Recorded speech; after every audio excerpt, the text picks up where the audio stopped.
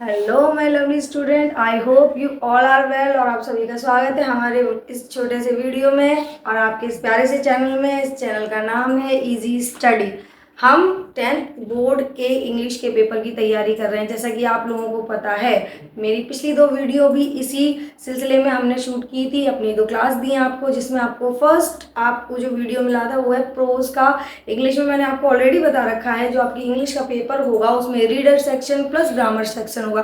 Grammar में 3 parts में divided है, प्रोज, सप्लीमेंट्री और देन पोइट्री।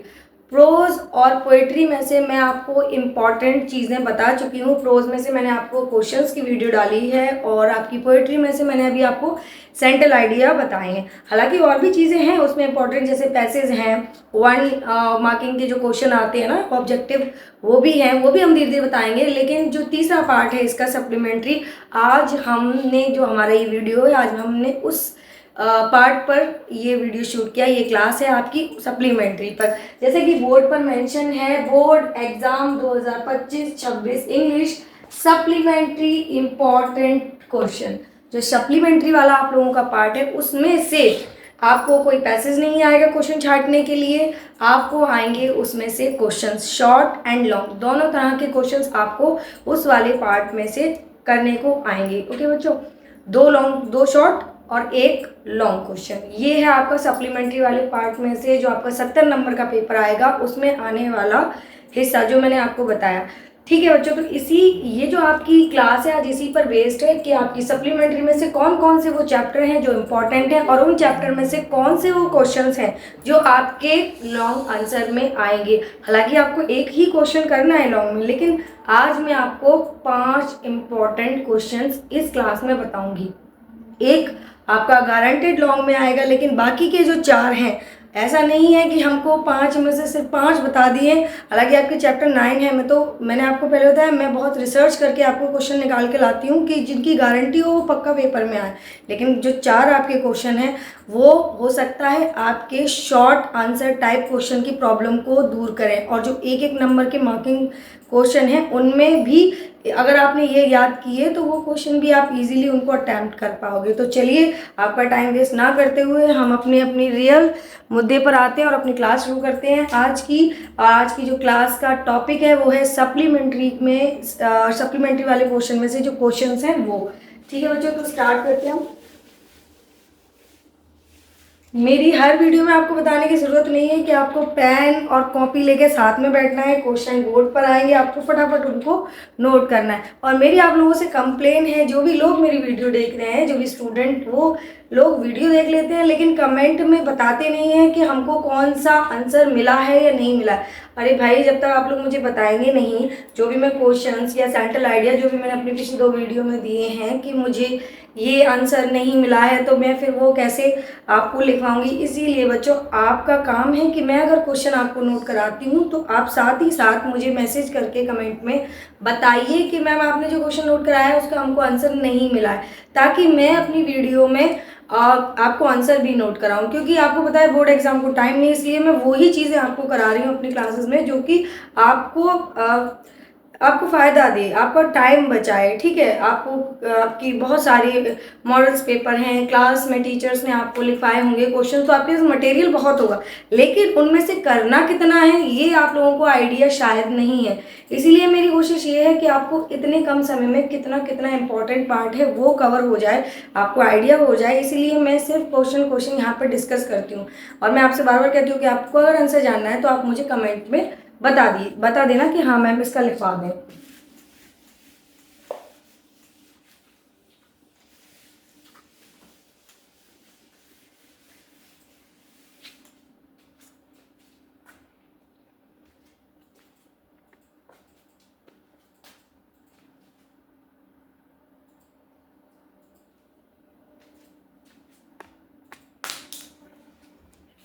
क्लियर? चलो, फर्स्ट हमारा जो क्वेश्चन है, फर्स्ट क्वेश्चन जो आपके लॉन्ग में तो गारंटी ही है कि वो आएगा ही आएगा, लेकिन वो आपके शॉर्ट आंसर को भी कंप्लीट कर देगा। तो इसलिए ध्यान से इसको लिखना, समझना और इसके आंसर को डेफिनेटली 101% इसको याद कर लेना। तो फर्स्ट जो आपका क्वेश्चन है उसको फटाफट से नोट करना तो अपनी कॉपी में, वो है आपका why did the thief become a friend to Anil. ठीक है, ये क्वेश्चन है आपका, तो जल्दी से इसको लिख लीजिए आप लोग सभी। Why did the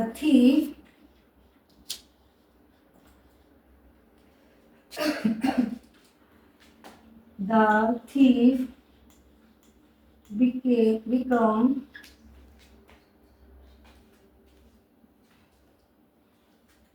a friend to Anil।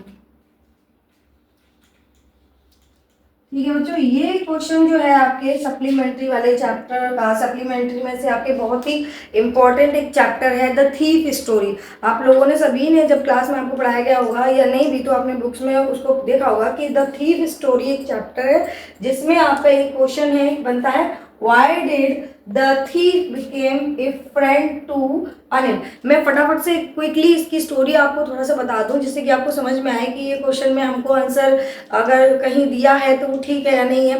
Question आपसे पूछ रहा है कि why did the thief became a friend to Anil, कि क्यों जो है कि वो अनिल का फ्रेंड बन गया जो चोर था। एक स्टोरी है एक लड़के की जो बहुत कम उम्र का है और उसको काम पर चोरी करना पसंद है, उसका काम ही है चोरी करना। तो इसी सिलसिले में एक वो उसकी मुलाकात होती है अनिल नाम के व्यक्ति से जिसको कि वो अपनी बातों में फंसा लेता है कि हाँ भाई उसको ज़रूरत है और वो बेचारा बहुत ही मासूम है। तो अनिल उसको अपने घर पे नौकरी पे रख लेता है और फिर वो उसका विश्वास पात्र बन जाता है अनिल का जो थीफ है। और धीरे धीरे से कि वो इतना विश्वास उसको हो जाता है अनिल को कि वो अपनी सारी चीज़ें, सारा सामान, उसके पैसे वैसे जो भी है वो है उसके थीफ के सामने, जो लड़का है चोर उसके सामने ही रखता है। तो हर छोटी मोटी चीज़ की उसको जानकारी हो जाती है। एक दिन जो चोर था वो लड़का, उसने अनिल ने एक बुक, आपने पढ़ा होगा स्टोरी में, एक बुक भेजी थी जिससे उसको पैसे मिले थे, उसने अपने तकिए के नीचे रख दिए। तो उसको लेके जाने लगता है और जैसे ही वो ट्रेन में चढ़ता है तो उसके दिमाग में एक थॉट आता है कि वो अनिल जो है वो मुझ पर कितना बिलीव करता है। अगर मैं ये पैसे लेके चला जाऊंगा तो पैसे चोरी होने से ज़्यादा उसको इस बात का धोखे का बड़ा दुख होगा। तो वो फिर वापस आ जाता है, बारिश होती है, भीग जाता है, नोट भीग जाते हैं। ये स्टोरी आपने पढ़ी होगी कि वो वापस से रख देता है।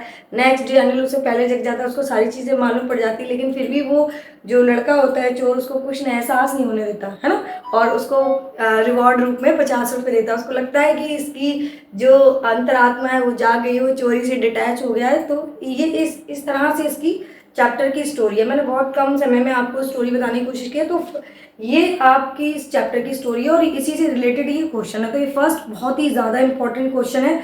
आप चलते अपने सेकंड क्वेश्चन पर। सेकंड क्वेश्चन बहुत ही मज़ेदार सा चैप्टर है, फुटप्रिंट विदाउट फीट। ये चैप्टर, इसका पहले हम क्वेश्चन लिख लेते हैं फिर बताते हैं आपको। सेकंड क्वेश्चन जो है आपका वो है was griffin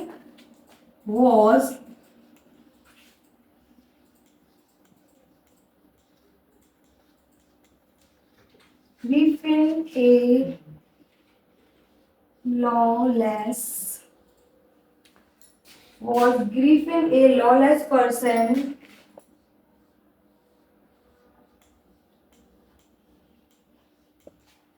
and what is your opinion? What is your opinion?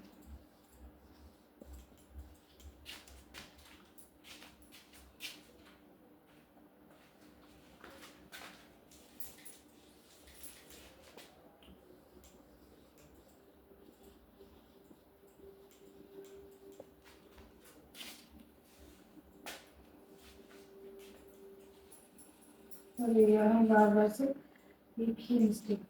ठीक है बच्चों, तो ये आपका सेकंड क्वेश्चन है, was griffin A lawless person, what is your opinion.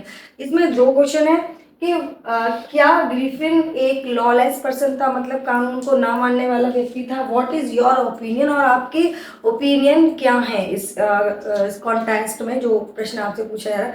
तो ये आंसर में आपको बताना है। और ये फुटप्रिंट विदाउट फीट वाले चैप्टर में से ये क्वेश्चन है। इसकी भी स्टोरी बड़ी मज़ेदार है, आप लोग पढ़िएगा। थोड़ा थोड़ा सा बता देती हूँ कि जो ग्रिफिन होता है बहुत ही माइंडेड व्यक्ति होता है। इसने एक ऐसी दवाई बनाई होती है कि वो उसको खा के मतलब कपड़े जैसे उतारता जाता है और वो गायब होता जाता है। तो इसी क्रम में वो बहुत सारी कारनामों को अंजाम देता है और बड़ी मज़ेदार सी स्टोरी है। इसे पढ़ना और इस क्वेश्चन को भी बच्चों पक्के से 101% इसको आप लोग याद कर लीजिएगा। अगर आपको आंसर ना मिले तो प्लीज़ कमेंट में मुझे ज़रूर से बताना। ठीक है, चलते हैं अपने थर्ड क्वेश्चन पर। ये मैं भी लिखा रह लेती हूँ। फर्स्ट तो आई होप उतार लिया होगा आपने, सेकंड आप लोग उतार लीजिए तब तक। और third question very most important, give a character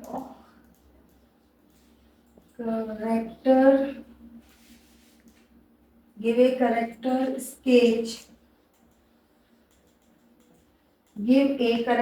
sketch of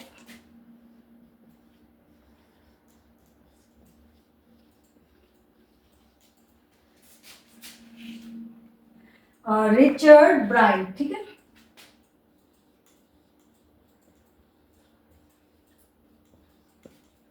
give a character sketch of Richard bright.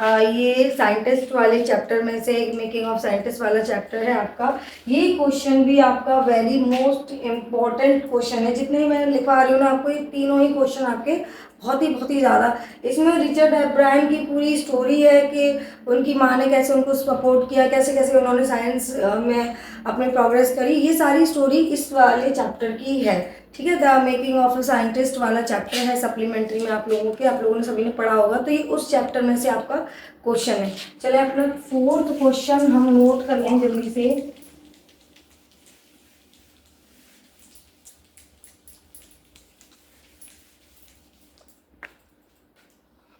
Question number 4, चलिए, why was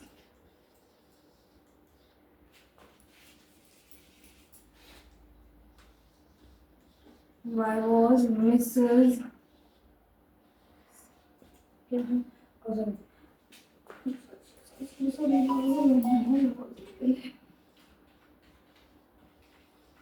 Why was Mrs. Lozel disappointed with her life? Sorry, disappointed नहीं, dissatisfied I think। हाँ जी,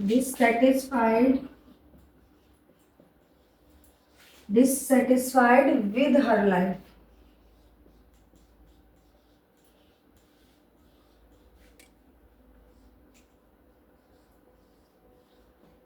Why was Mrs. Lozel dissatisfied with her life? बच्चों मेरी बात बिल्कुल ध्यान से लो। ये स्टोरी जैसा कि मिसेस लॉजेल का नाम आप लोगों ने सुना तुरंत ध्यान में आया होगा। कुछ ऐसा, एक लेडी थी बहुत ज़्यादा सपनों को देखने वाली थी, बहुत महत्वाकांक्षी थी, है ना, ध्यान आया। ये नेकलेस वाले चैप्टर में से आपका क्वेश्चन है, द नेकलेस, जिसमें एक सरकारी कर्मचारी की एक पत्नी होती है। बेचारे पति की इतनी इनकम नहीं होती है, लेकिन उसकी ख्वाहिशें बहुत ही ज़्यादा होती हैं, बहुत अमीरी के उसके ख्वाब होते हैं। तो यही सारी स्टोरी है और कैसे वो अपनी इन महत्वाकांक्षाओं के चलते बहुत बड़ी प्रॉब्लम में फंस जाती है। एक नेकलेस ले आती है, वो खो जाता है, फिर वो कैसे कैसे अपना सब कुछ बेच के उस नेकलेस की रकम को चुकाती है और एट द एंड उसे पता चलता है कि वो नेकलेस भी क्या था, नकली था। तो ये सारी स्टोरी है द नेकलेस वाले चैप्टर की और उसी चैप्टर से ये क्वेश्चन है, why was Mrs Loisel dissatisfied with her life. के जो मिसेस लॉजेल थी वो क्यों बहुत ज़्यादा दुखी रहती थी, उनको बहुत ज़्यादा सेटिस्फेक्शन नहीं था अपनी लाइफ से। ठीक है, तो ये आपका क्वेश्चन है और इसका आंसर आपको स्टोरी पता चल गई है ना कि डिससेटिस्फाइड क्यों थी, मैंने थोड़ा सा बता ही दिया। तो ये सब आपको आंसर में लिखना है। इंग्लिश में कैसे लिखना है, किस वे में लिखना है, कैसे लिखना है, अगर आपके पास नहीं लिखा हुआ इसका आंसर तो प्लीज़ प्लीज़ प्लीज़ मुझे कमेंट में ज़रूर बताएं। ठीक है बच्चों, लेकिन कैसे भी करके इन क्वेश्चन को आप लोग मिस मत करना कि हमको आंसर नहीं मिले इसलिए हमने याद नहीं किया। तो ये रीज़न मत रखना, तुरंत मुझे कमेंट में बताना, मैं आपको आंसर भी अवेलेबल कराऊंगी। चलिए, last but not the least, हम अपने लास्ट क्वेश्चन पर बढ़ते हैं, और ये भी बहुत ही ज़्यादा इम्पॉर्टेंट क्वेश्चन है आपकी सप्लीमेंट्री रीडर में से, ठीक है, और ये भी 101% पेपर में आने वाला क्वेश्चन है आपका। तो चलें, ये दोनों क्वेश्चन आपने नोट करी होंगे, तो हम लास्ट क्वेश्चन पे चलते हैं अपने। वो है question number 5।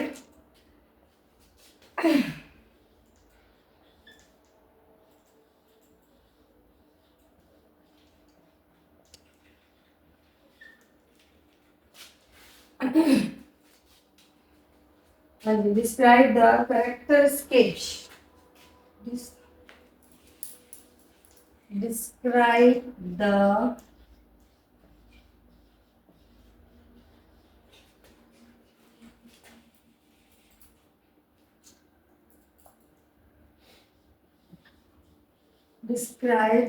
character sketch of। देखो, बोर्ड परीक्षा में पेपर बहुत इजी होता है, लेकिन कभी कभी ना थोड़ा सा एग्जाम में कभी घुमाने वाला क्वेश्चन डालता है, तो अगर घुमाने वाला कोई प्रश्न डालेगा ना, तो वो क्वेश्चन नंबर 5 की तरीके से डालेगा। अभी आपको मैं जब नोट कराऊंगी ना, तो आपको पता चलेगा कि describe the character of Sulekha.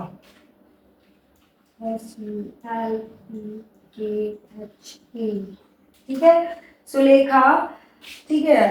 As बस कभी कभी इतना भी आ जाता है बढ़ाने के लिए, तो कुछ भी आप आगे। Describe the character of Sulekha. Describe the character of Sulekha. अभी आप ध्यान दीजिए कि ये सुलेखा किस स्टोरी का कौन सा करेक्टर है, कुछ याद है कहीं? कुछ याद है? नहीं आया ना? तो एक चैप्टर में आपको नाम बताऊंगी, तुरंत आप समझ जाओगे। भोली, भोली वाला चैप्टर सुना है आप लोगों ने? हाँ, भोली वाला चैप्टर। अगर यहाँ लिखा होता कि डिस्क्राइब द करेक्टर ऑफ भोली, तो आप लोग तुरंत लिख देते, लेकिन यहाँ लिख दिया कि describe the character of Sulekha, तो आप लोग कंफ्यूज हो जाओगे अगर आपने ढंग से नहीं पढ़ा है वो पार्ट्स तो। ठीक है, भोली जो है वो सुलेखा को ही भोली बोला गया है, जो भोली का रियल नेम, असली नेम था स्टोरी में, वो है सुलेखा। ये भी बहुत ही ज़्यादा इम्पोर्टेंट आपका चैप्टर है। इस कहानी में जो एक करेक्टर है भोली, उसी का आपको पूरा चरित्र चित्रण, करेक्टर स्केच लिखना है उसके बारे में। तो सुलेखा उसी का रियल नेम है। इसकी स्टोरी भी आप लोगों को पता होगी, छोटी सी लड़की होती है, बहुत ज़्यादा सुंदर नहीं होती है ना, ये सब। तो ये भोली वाले चैप्टर में से लास्ट क्वेश्चन आपका है कि ये किसी भी फॉर्म में आ सकता है, ऐसे भी लिखा हो सकता है give the character sketch of भोली, या give the character sketch of Sulekha.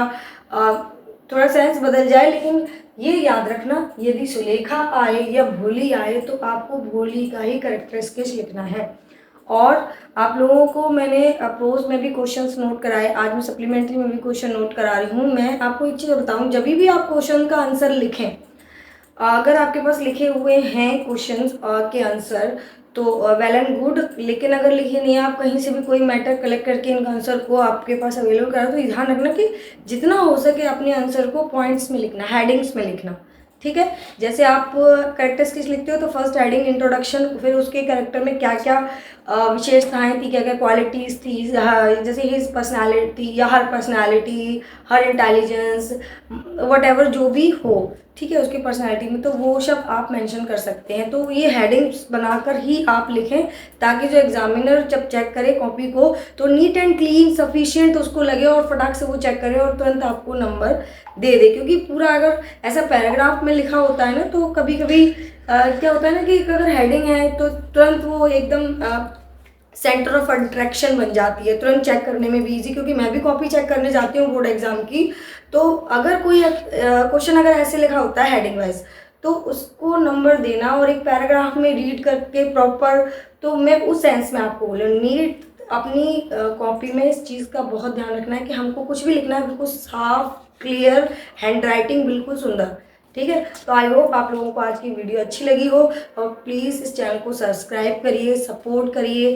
ठीक है बच्चों, मेरी बात ध्यान रखना, आप लोग प्लीज़ इस चैनल को बहुत ज़्यादा सपोर्ट करो, क्योंकि मैं आप लोगों को बहुत अच्छी अच्छी चीज़ें प्रोवाइड कराना चाहती हूँ, लेकिन वो सब आपके सपोर्ट से ही संभव है। तो चलिए, स्वस्थ रहिए, मस्त रहिए, मिलते हैं अपने नेक्स्ट वीडियो में।